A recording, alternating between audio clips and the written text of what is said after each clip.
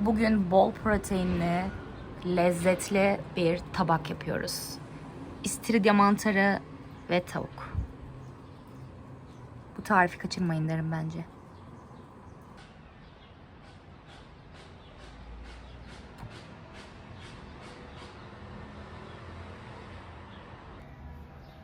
Mama.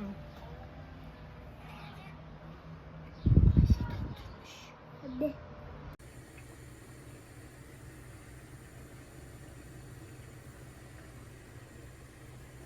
Yakınlaştırsana. Tamam. Bir de fotoğraf çek, bitti.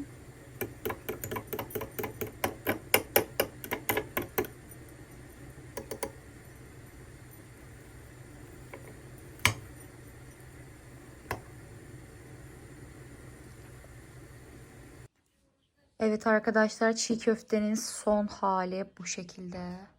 Küçük minik lavaşlarımız da var. Şöyle.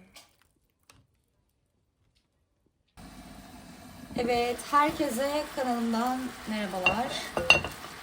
Bugün çok güzel protein dolu bir yemek yapacağız, bir öğün yapacağız.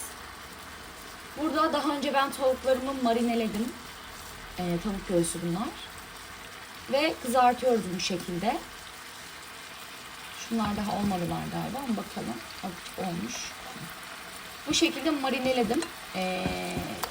İçerisine neler kattığımı açıklama kısmına yazacağım. Lokum gibi oluyor gerçekten. Çok güzel oluyor.